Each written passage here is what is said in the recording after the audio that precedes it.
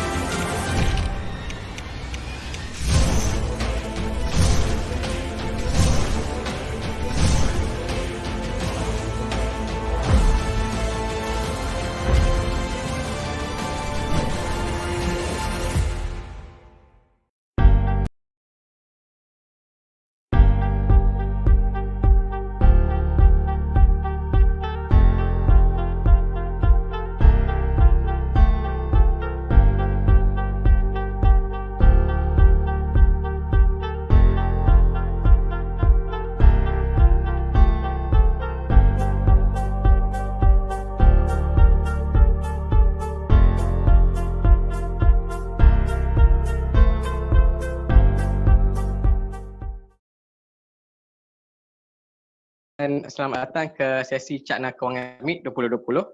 Saya Nick Muhammad Izul Asfar, hos anda. Okey, bersama kita pada kali ini kita ada seorang doktor motivasi, iaitu Dr. Hajah Azuraida Syahadat atau lebih dikenali dengan Dr. Azulah. Gelaran dia Dr. Inspirator. Sungguh menarik sekali. Okey, beliau merupakan international speaker dan juga motivator dan merupakan pengasas kepada Dr. Azu Training Academy and Consultancy lah, atau lebih dikenali dengan short form DATA, DATA. Mempunyai pengalaman yang cukup luas sebagai seorang educator dan juga trainer. Rasanya beliau bermula semenjak tahun 2006 lagi. Maknanya sudah hampir 14 tahun rasanya. Sudah lama lah. Separuh umur saya lah tu. Sekarang beliau menjawab beberapa jawatan di agensi kerajaan seperti Yayasan Pembangunan Buku Negara, dan beliau juga terlibat terlibat dengan KRU Media, SNR Teknologi, Fargus Infotech dan banyak lagi lah sebagai konsultan. Kalau saya nak sebut dekat sini memang panjang. Saya baca profil doktor ni pun memang sungguh awesome lah, saya boleh cakap. Dan beliau juga merupakan founder kepada Kembara Amal Venture dan terlibat juga dengan Pertubuhan Kasih Neolofa. Terkejut juga saya baca ni. Dan juga beberapa NGO lain dan juga pelbagai aktiviti kemanusiaan sama ada di Malaysia ataupun di persada antarabangsa. Beliau juga selalu dijemput oleh pelbagai pihak untuk memberi ceramah, training dan juga berkongsi ilmu berkaitan dengan kepimpinan diri, kepimpinan organisasi dan banyak lagi. Dia juga menerima pelbagai award daripada luar negara juga serta dalam Malaysia. Dan yang paling latest sekali award Honor and Educator Award daripada California State University pada tahun 2015 lah. Yang dia paling latest lah kalau tak silap saya lah. Assalamualaikum Dr. Azu. Waalaikumsalam. Apa khabar Izul? Alhamdulillah sihat. Tengok belakang pun dia pun ada saji dah tu. Itulah kan. Ambil mood orang kata. Ambil mood kan. Dan terima kasih banyaklah kerana sudi meluangkan masa untuk bersama kita pada sesi inilah. di Alhamdulillah. Cakna Kewangan Summit 2020.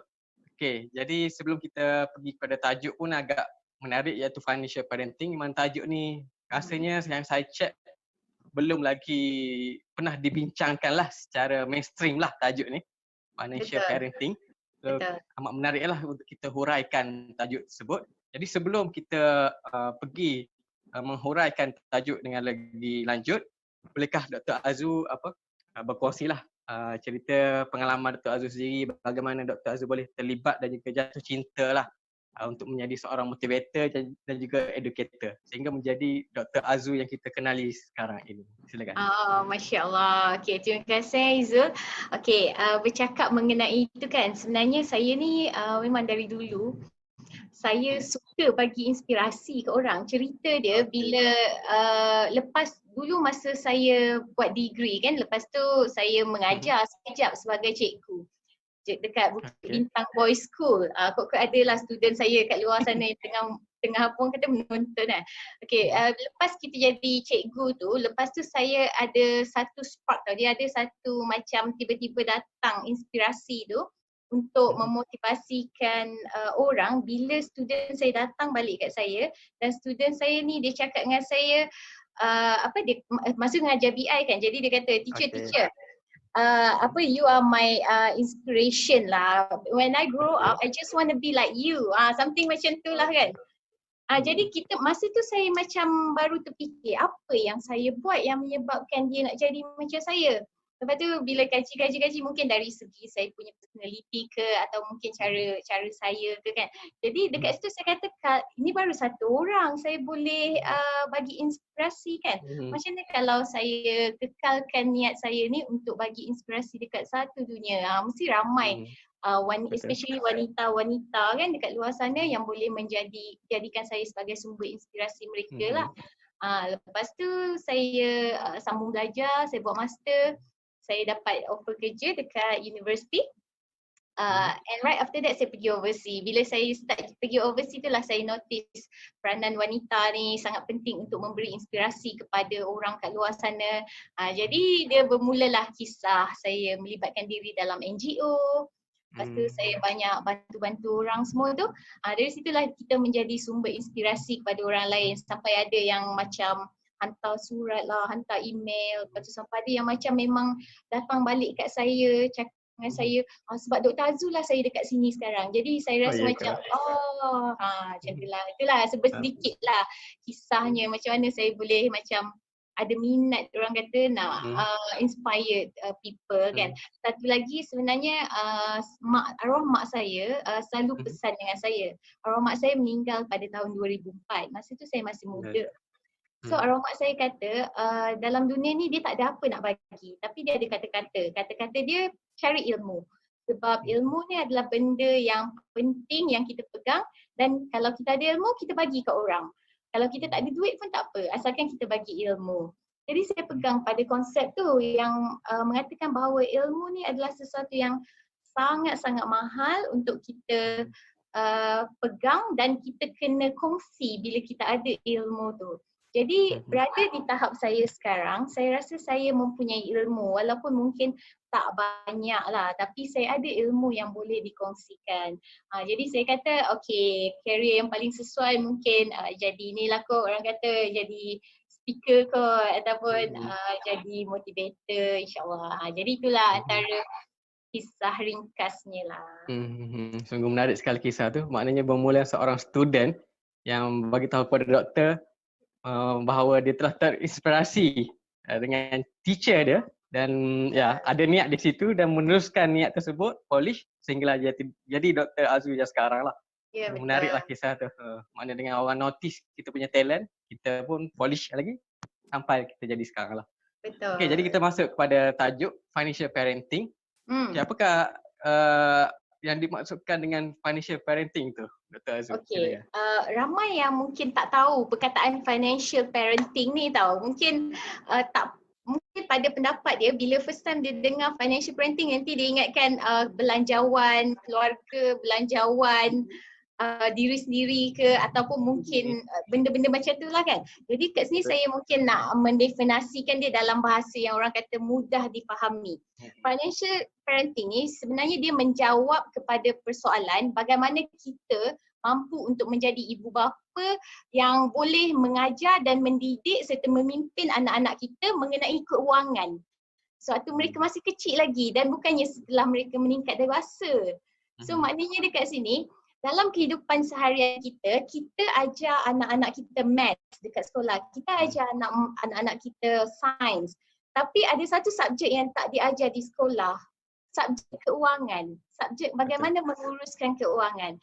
Jadi financial parenting ni dalam erti kata yang mudah, ia merupakan satu cara bagaimana ibu bapa mendidik anak-anak mereka menguruskan keuangan. Satu subjek yang mungkin di set aside. Dekat sekolah kita tak sebut, dekat rumah kita kena cakap. So bila kita cakap dekat rumah, kita namakan dia sebagai financial parenting. Itulah definisi yang paling mudah lah yang saya rasa macam mungkin Izul pun boleh faham kan dalam bahasa yang bukan orang kata complicated untuk dipahami.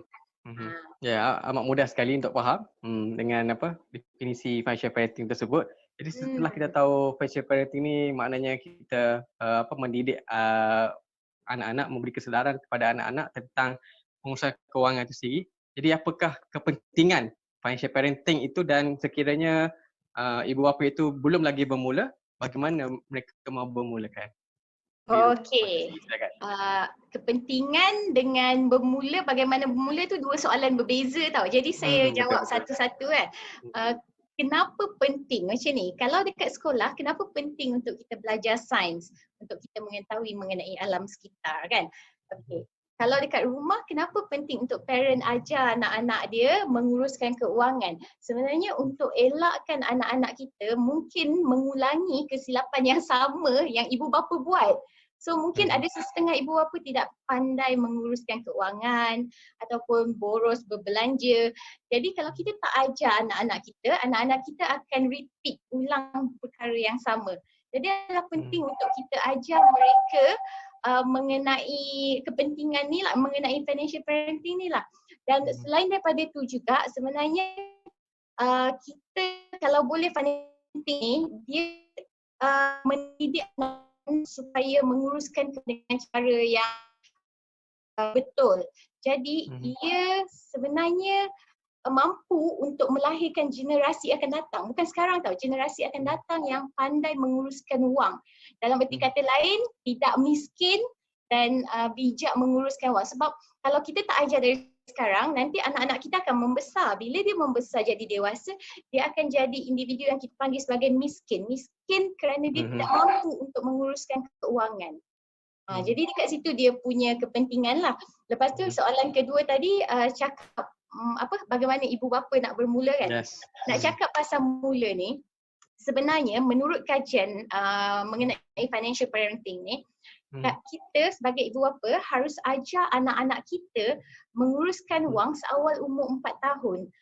Mesti ada yang kata 4 tahun tu kecil lagi, macam mana nak ajar kan? Tapi 4 tahun adalah tahap umur di mana anak-anak kita reti pandai membezakan antara realiti dan fantasi. Benda ni saya selalu cakap kalau saya masuk dalam TV3 ke, saya selalu cakap umur 4 tahun ni adalah tahap umur dia boleh bezakan baik dan buruk. Positif, negatif dia boleh bezakan sikit lah, tapi baik dan buruk dia boleh bezakan.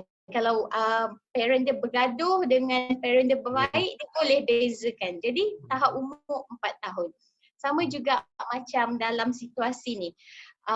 Kanak-kanak ni sebenarnya seawal umur 4 tahun dia orang dah faham dah konsep menyimpan, konsep berbelanja. Tapi kalau ikut kalau saya lah University of Cambridge punya kajian, dia kata ibu bapa harus mulakan bila anak dah mencecah usia 7 tahun.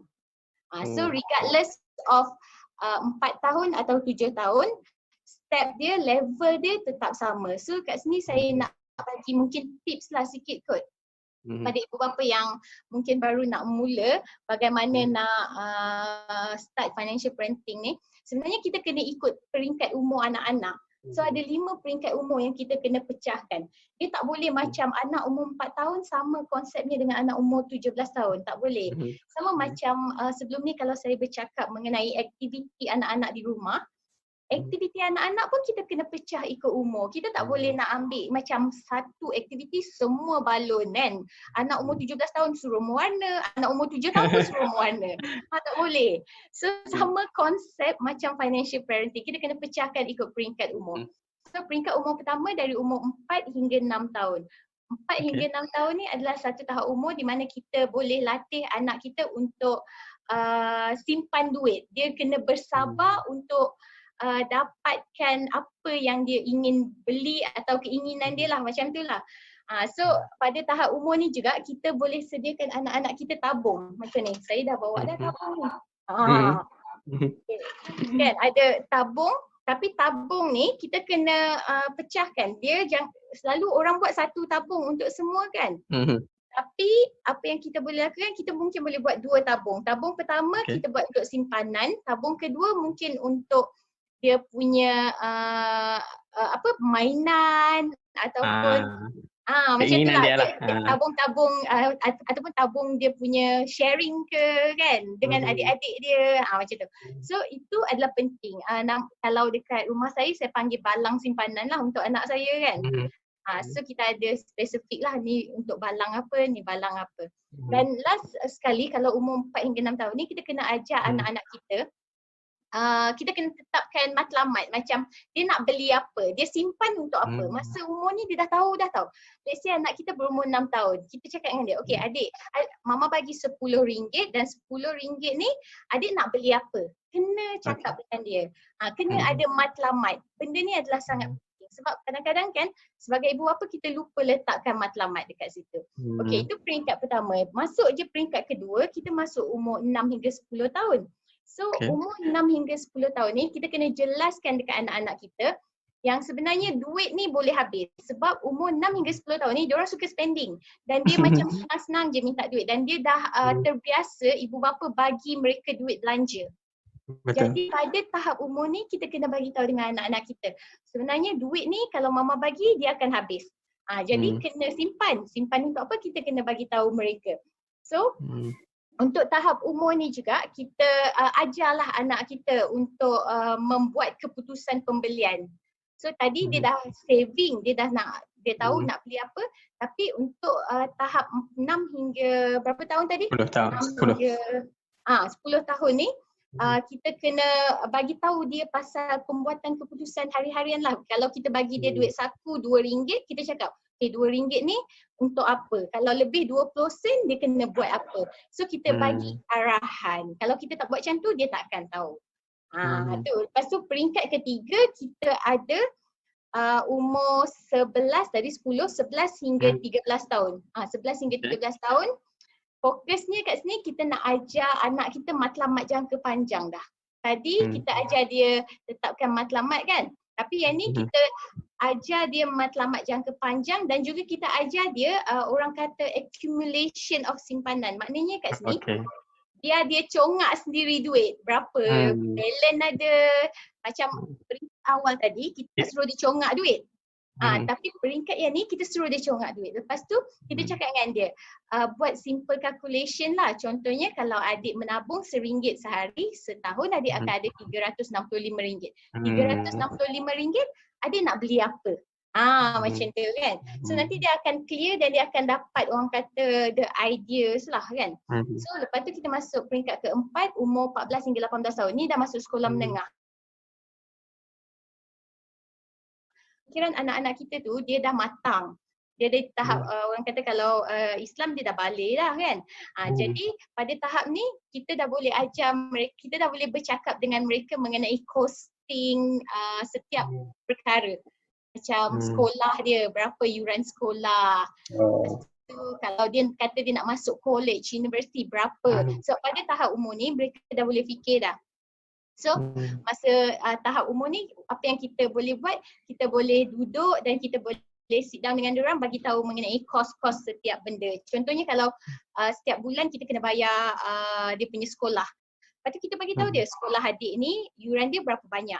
So supaya dia ada kesedaran, dia tahu oh yuran ni mahal sebenarnya. Dia kena sekolah. Kalau Rasa tidak, tu. kalau tidak dia orang macam tak dapat idea. Dia ingat mami dia spending macam tu saja kan.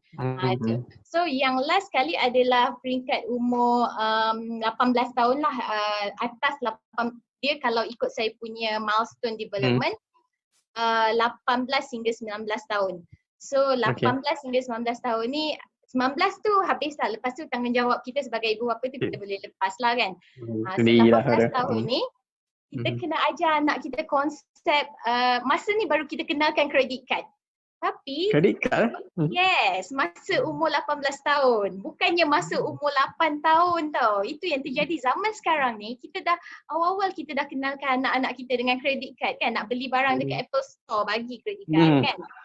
Tak. Sebenarnya kalau ikut yang sebenar-benarnya pada tahap umur 18 ni baru kita ajar anak kita konsep penggunaan credit card tu lah. Mengenai kebaikan dia, mengenai kelemahan dia.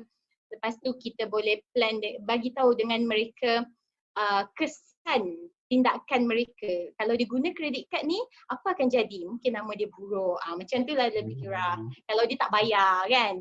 Itu adalah antara apa orang kata, bagaimanalah sedikit orang kata tips untuk ibu bapa kat luar sana yang mungkin nak bermula. Yang kena ingat, kena ikut level. Sebab mungkin ada separuh daripada kita, anak kita dah umur 17 baru dengar mengenai financial parenting ni. Tak apa, tak terlewat lagi. Masih boleh. Tugas ibu bapa merangka perbelanjaan dan tindakan untuk anak-anak mereka. Jadi itulah antaranya Izul. Okay, sungguh menarik sekali, maknanya ada 5 peringkat lah. Setiap peringkat ada objektif dia sendiri lah. Mana masuk peringkat yang seterusnya kita tambah sedikit dan insyaAllah lepas habis semua 5 peringkat tu dia pun boleh buat decision sendiri lah.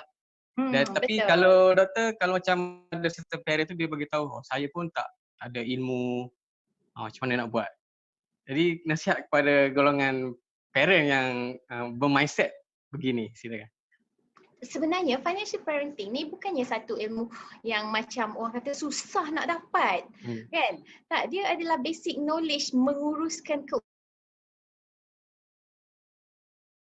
saya nak belajar, saya tak tahu uruskan duit. Jadi berbalik kepada suggestion ataupun recommendation saya tadi, kita lalukan, kita buat benda tu melalui peringkat. So pertama sekali kita tengok peringkat umur anak kita. Anak kita umur berapa? Kalau anak kita umur 9 tahun, lepas tu ambil balik konsep yang saya rankan tadi. Kalau umur dia 9 tahun, maknanya pada tahap tu dia dah matang, dia boleh fikir, dia boleh buat keputusan. Jadi kita start dengan perkara tersebut. Jangan macam ada satu orang kata mindset yang mengatakan saya tak tahu, benda ni susah. Benda ni tak susah. Benda ni macam kehidupan kita sehari-harian. Macam mana kita menggunakan duit sehari-harian, aplikasikan ke atas anak-anak. Cuma bezanya sebelum ni kita tak bagi tahu anak-anak kita mengenai perbelanjaan. Tapi sekarang financial parenting kita kena cakap dengan mereka mengenai perbelanjaan. Tapi janganlah bagi tahu mereka mengenai perbelanjaan. Kompleks Semua yang ni tu kan complicated. Bagi tahu yang simple-simple. Contohnya kalau kita belikan gula-gula untuk dia, kita bagi tahu dia, adik, gula adik ni harga dia RM1 tau. RM1 ni untuk 1 hari belanja sekolah sebenarnya. Benda macam tu simple je kan orang kata. Itulah Izul. Maknanya dia lebih kepada kehidupan seharian kita, kita cuma fikir macam mana untuk sampaikan dengan cara mudah kepada anak-anak kita lah, dengan bahasa kanak-kanak tu sendiri. Dengan bahasa kanak-kanak, betul. Jadi tadi semua ada 5 fasa lah, 5 peringkat. Boleh doktor beritahulah antara cabaran-cabaran mengikut peringkat tersebut. Peringkat mula-mula mesti ada cabaran dia.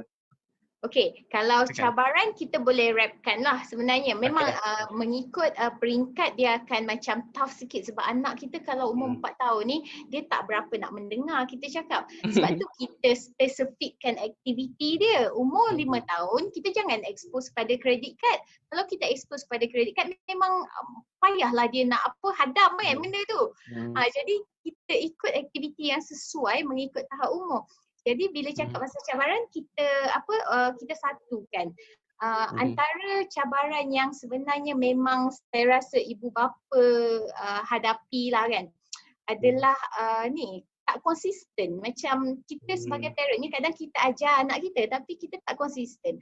Kita suruh dia menabung tapi kita tak konsisten. Kita menabung hari ni menabung, besok kita ambil balik duit tabung tu kan. Lepas tu anak-anak kita tengok betul kan, anak-anak tengok perkara tu.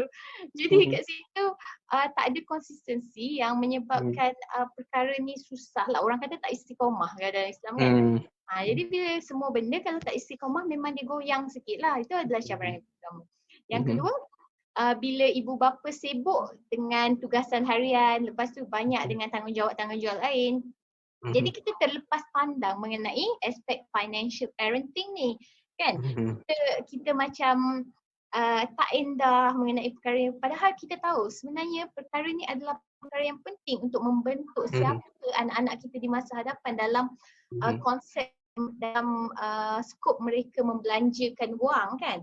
Tapi disebabkan kesibukan kita, dia menjadi cabaran untuk kita implikasikan perkara ni. Yang tiga, bila ibu bapa macam Izu tadi lah tak ada basic, tak ada pengetahuan macam mana nak mula kan.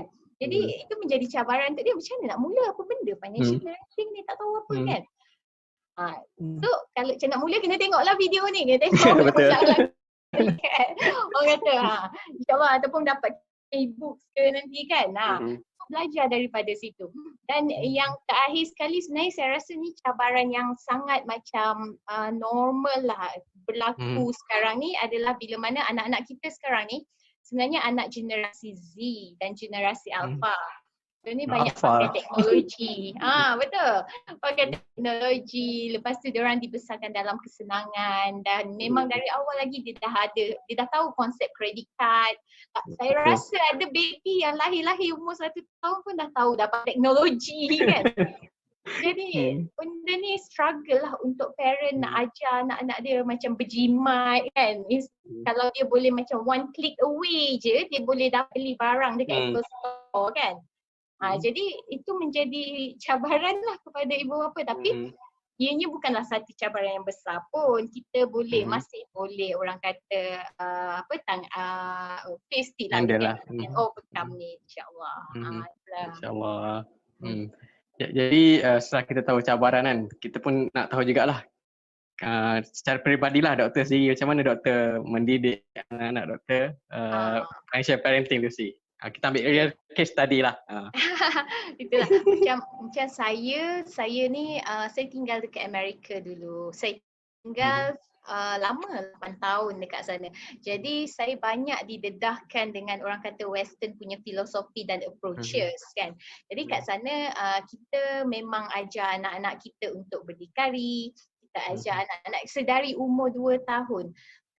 Bezanya kalau kat Malaysia 2 tahun anak-anak masih di rumah. Kalau saya dekat Amerika anak saya umur 2 tahun dah tak pakai diapers, dah tak minum susu dan dah pergi sekolah. Jadi dah pergi sekolah dah? Dah pergi sekolah, dah masuk tadika. Jadi kita dekat sini mungkin 2 tahun tu masih lagi orang kata kecil kan. Jadi based on saya punya own experience, memang konsep saya banyak saya ambil dari sana lah. Apa yang saya galakkan dan katakan kepada anak saya, kita kena menabung. Kita kena asingkan. Macam saya, actually saya ada, anak saya ada few tabung. Ni tabung pertama, ni tabung kedua, macam tu lah. Satu tabung untuk travel, satu tabung untuk dia beli barang-barang kan. Lepas tu saya design benda tu ikut umur anak saya. So macam dulu masa dia kecil tu mungkin saya tak berapa beri penekanan kepada bab-bab duit ni. Tapi semakin dia besar, saya makin bagi dia duit dan saya bagi dia kira, saya suruh dia pegang sendiri dan tahu the value of money kan. Lepas tu selain daripada tu saya selalu cakap dengan anak saya mengenai kepentingan kewangan ni lah. Lepas tu perbezaan nilai mata wang. Disebabkan saya selalu travel. Bila saya travel, saya akan bawa anak saya. So kita akan ada different currency. So benda ni saya buat jadikan game untuk anak saya. So saya kata okay, simpan currency $1 equal to how much ringgit kan. So nanti bila dia balik Malaysia, dia akan convert duit tu. Wow, this is a lot. Ataupun kalau kita pergi Indonesia, dia akan kata, wow, so little. Wow, we are a millionaire right here. Indonesia. Dah jadi jutawan kan. Jadi benda tu adalah benda yang memang saya ajarlah kepada anak saya, dan selain daripada itu saya suka buat peterminda perbelanjaan kan. So saya cakap dengan dia, okey ni nak beli ni berapa ringgit, nak beli ni berapa ringgit. So total berapa ringgit dia kena ada baru dia dapat beli 1, 2, 3, 4. So dalam tempoh berapa lama baru dia akan dapat. Macam tu lah. So apa lagi yang saya buat selain daripada itu, saya pun saya ada cakap mengenai ni lah, matlamat saving dengan anak saya. So kalau misal kata Izul jumpa anak saya umur 10 tahun sekarang. Dia dia dilahirkan dekat Amerika. Jadi bila kita balik Malaysia ni, dia punya mentality, mindset dia lain sikit lah kan, sebab dia dah diajar benda-benda ni. So dia ada tabung saving, dan setiap kali nanti orang akan tanya, Adam simpan duit nak buat apa? Nanti dia akan kata, oh this one for me to go to college. So macam saya pun akan terkejut. Saya macam, saya tak pernah ajar. Saya tak pernah cakap dengan dia untuk college. Tapi kadang-kadang dia sendiri yang tetapkan lah. Betul, dia yang tetapkan matlamat dia, sebab semenjak dia kecil kita dah ajar dia untuk tetapkan matlamat ni nak beli apa duit ni. So bila semakin dia besar, dia tengok dia punya cousin-cousin pergi college, masuk universiti. Jadi dia kata, okay, I have to save money so that I can go to university, to go to college. Macam tu. Dan ada juga situasi bila dia nak pakai duit untuk beli barang, nanti dia akan cakap saya, it's okay mom, it's okay, I pay for it because I have extra. Cool. Betul. Kadang saya rasa macam, terharunya. Especially kadang bila dia order Pizza Hut sendiri, dia akan macam, mom, how to order the pizza? Okay. Lepas tu saya order kan, bila pizza sampai, it's okay, I pay, I have money. So dia macam tu, dia jadi macam, that's cool, okay, you pay for it. Nanti ataupun dia balik dari sekolah, dia akan cakap, today you give me 5 ringgit and I spend 1 ringgit to help my friends. My friend doesn't have food, so I give 1 ringgit. But it's okay, I still have 4 ringgit. So benda ni buat dia jadi macam calculated person.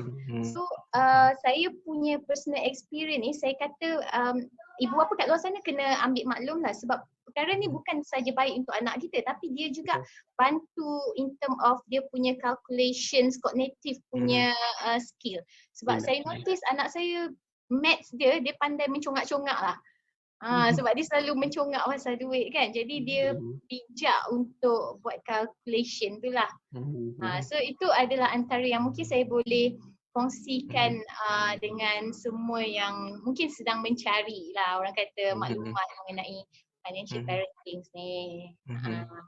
Menarik sekali doktor. Yang penting tu sebenarnya kalau tak silap saya, kalau kita dekat Malaysia ni, KWSP ada bagi guide. Kalau let's say lah ada parent yang dekat luar sana yang macam memang tak tahu sangat nak buat apa. Macam, saya tak tahu nak menabung, saya tak tahu nak buat peterminda, saya tak tahu nak tetapkan matlamat. Semua tak tahu. Pergi kat website KWSP. Kalau tak silap saya ada belanjawanku punya peterminda. Program tu. Kan. Jadi boleh ambil dari situ dan orang kata ikut je lah kan. Okey, menarik sekali pengalaman lah. Memang real case study lah kepada doktor sendiri. Mungkin suatu hari nanti anak doktor mungkin dia buat tabung untuk kahwin lah pula kot. Itulah.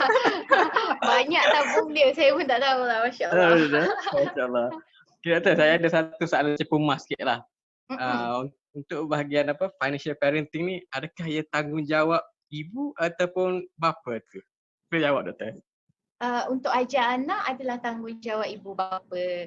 Sebenarnya dalam institusi keluarga, suami ataupun bapa tu dia adalah CEO tau. Mak adalah pengurus, manager. Kalau inilah organisasi kan. Jadi bapa ni akan bagi duit selalunya dan mak yang akan menguruskan duit. Tapi berbincang mengenai duit adalah tanggungjawab bersama. Sama konsep macam dalam organisasi. CEO selalu berbincang dengan manager. Duit ni kita nak spend dekat mana? Duit ni kita nak bayar gaji berapa? Sama je konsep dia. Bila kita bawa ke institusi keluarga, makanya kat situ parent, ibu dan bapa akan duduk bincang dan siapa yang ada masa mungkin take turn lah. Mungkin hari ni abang cakap dengan anak mengenai benda ni. Esok saya pula bercakap. So ambil masa dan giliran. Macam kes saya selalu cakap mengenai financial parenting ni bila siapa yang jemput anak balik dari sekolah. Dia macam ni, siapa jemput anak balik dari sekolah, on the way nak balik tu dalam kereta tak ada benda nak sembang, kita sembang mengenai duit. Kita cakap dengan dia, okay hari ni belanja apa, makan apa kat kafe, berapa ringgit spend. Itu adalah salah satu approach yang kita sebenarnya tak sedar kita sedang mendidik anak-anak kita. Saya tidak langsung, maknanya memanfaatkan masa, saya tidak langsung. Okey, menarik sekali. Maknanya ingat di sini tanggungjawab bersama, discuss lah bagaimana untuk ambil giliran ke bagaimana ke, tu terpulang lah, ikut masing-masing lah. Jadi setelah kita tahu semua ni, boleh doktor kongsikan sedikit antara salah faham lah tentang financial parenting. Apa yang masyarakat selalu fikir financial parenting tu? Ni best nak cakap ni. Sebab sebenarnya kita bercakap pasal mentality kita bila budak kecil kita selalu assume dia tak tahu apa-apa. Tak pandai budak lagi kan? Konsep, sama macam konsep financial parenting ni. Kita selalu salah faham mengenai financial parenting ni. Selalu kata, alah budak kecil, tak payah bagi duit banyak-banyak, bukan dia tahu apa. Alah budak kecil, diorang ni tak tahu pun pasal duit, tak perlu nak cakap lah berapa yuran, berapa itu, berapa ini. Itu salah faham yang paling besar yang memang most ibu bapa buat. Dan menyebabkan dia jadi mindset kita. Bila jadi mindset kita, itulah kita hidup dengan perkara tersebut dan sampai besarlah anak kita tak faham mengenai pengurusan kewangan ni. Yang kedua, mungkin kita ada satu mindset yang mengatakan anak-anak ni tak mampu nak faham bagaimana menguruskan keuangan. Kalau kita bagi tahu pun dia tak akan faham. Macam tu, itu mindset kedua. Yang pertama, anak-anak kita tak perlu nak tahu. Kan? Dia macam tak payah tahulah bawa duit ni, biar kita yang uruskan. Yang kedua, anak kita ni kalau kita bagi tahu pun dia tak faham. Macam tu. Kan ada orang kata, alah buang masa je lah kita cerita dengan anak-anak kita pasal duit-duit ni kan. Bukan dia tahu pun. Itu memang salah faham terbesar lah bab financial parenting ni kan. Lepas tu ada dengar juga orang kata pasal apa tu, ibu hanya orang besar je boleh pegang duit. Budak-budak tak boleh nak pegang duit. Tak boleh pegang duit banyak kan. Tu salah faham mengenai financial parenting. Sebab kalau kita tak izinkan anak kita untuk pegang duit, macam mana kita nak ajar dia? Sama situasi macam kalau kita nak anak kita melukis, kita kena bagi pensel dekat anak kita. Betul. Kita tak boleh nak suruh anak kita melukis tanpa pensel, guna tangan, tak boleh. Kita kena ada tools. Sama macam financial parenting, kita kena ada tools. Tools kita apa? Duit. Kita bagi walaupun sedikit, mungkin 10 sen, mungkin 20 sen, tapi kena ada. So itu yang kebanyakan ibu bapa saya rasa macam ada that kind of mindset lah. Hanya orang dewasa je yang boleh pegang duit, tapi budak-budak tak boleh nak pegang duit macam tu. Lepas tu yang lain tu saya rasa mungkin ada ibu bapa yang kata macam dia pun tak tahu apa financial parenting. So dia anggap financial parenting tu perbelanjaan isi rumah. Jadi salah faham dekat situlah kan yang menyebabkan dia pun tak ajar anak-anak dia. Dan last but not least, bila ibu bapa sendiri assume yang nak belajar financial parenting ni mahal.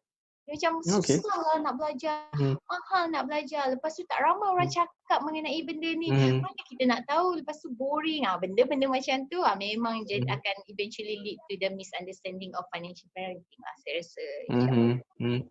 So apa yang saya boleh buat rumusan kat sini, kita harus beri kepercayaan lah kepada anak-anak untuk menguruskan duit. Maknanya jangan belittle lah kepada budak-budak, budak-budak tak tahu apa. Kita kena beri kepercayaan, beri peluang lah untuk dia manage. Tapi bukannya bagi macam tu sajalah, bagi dengan guideline lah. Betul. Dan satu lagi, janganlah bagi dalam kuantiti yang banyak. Janganlah bagi RM1,000. Tiba-tiba Allah SWT, adik RM1,000. Dia pun tak tahu nak buat apa kan. Kita bagi peringkat dan kita harus tahulah matlamatnya. Dekat situ ajar dia matlamat dia kan. Supaya tak jadi ni lah, takut anakku Sazali ya. Betul kan, itulah. Betul tu. Masya-Allah. Okay, jadi banyak dah kita beritahu hari ni. Jadi saya pergi kepada soalan terakhir lah. Nasihat lah serta tips yang praktikal lah, yang boleh diambil oleh para penonton, terutama para ibu bapa untuk memupuk minat dan juga kesedaran celik kewangan terhadap anak mereka. Silakan Doktor. Nasihat tu tak adalah saya nak nasihat sangat, cuma ya mungkin saya nak bagi tahulah, orang kata nak buka minda. Siapa yang mendengar ni, saya nak buka minda sikit lah. Percaya atau tidak, sebenarnya bila kita ajar anak-anak kita celik wang ataupun uruskan wang dengan baik, mereka sebenarnya mampu untuk mengurangkan kadar kemiskinan di negara kita di masa hadapan. Percaya atau tak, benda ni adalah realiti. Kerana apa? Kerana kalau kita tak ajar dari sekarang, nanti bila besar dia akan jadi seorang yang boros, dia tak tahu nak berbelanja dan dia banyak berhutang dan dia hidup dalam kemiskinan. Tapi kalau dari sekarang kita ajar, mereka mampu untuk jadi generasi yang mampu mengurangkan kadar kemiskinan. Bukan hanya dekat negara kita, tapi kat mana-mana je lah dia orang berada kan. So kalau kita tak nak anak kita jadi miskin, orang kata bila dewasa, miskin dengan hutang tau, macam hutang sana sini dan tak tahu nak buat perbelanjaan kan. So kita kena ajar dengan kita kena pimpin mereka untuk diorang ni orang kata terus belajar lah, belajar pegang duit dengan betul semenjak dari kecil. Bukan macam bila dia dah umur 19 tahun nak kahwin, barulah masa tu baru kita sibuk nak bagi arahan. Masa tu memang dia orang takkan terima sebab dia dah besar, dah dewasa dan pandai buat keputusan dan dia rasa keputusan dia adalah yang terbaik.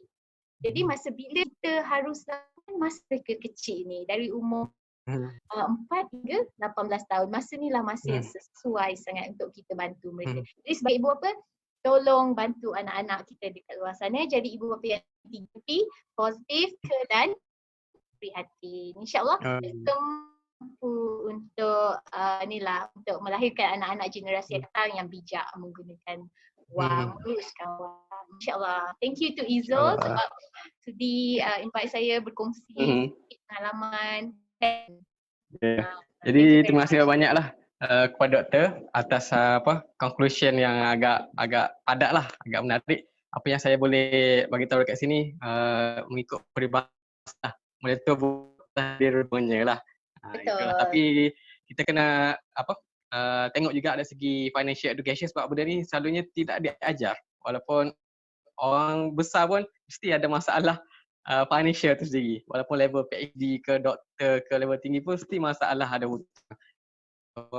Terus. Tapi insyaAllah lah dengan usaha yang kecil, itu kita dapat kecil tapi impact dia pada masa akan datang tu amatlah besar lah. Bukannya pada keluarga saja, malah untuk negara dan juga dunia lah. Mampu mengurangkan kemiskinan, mengurangkan pengangguran dan sebagainya lah.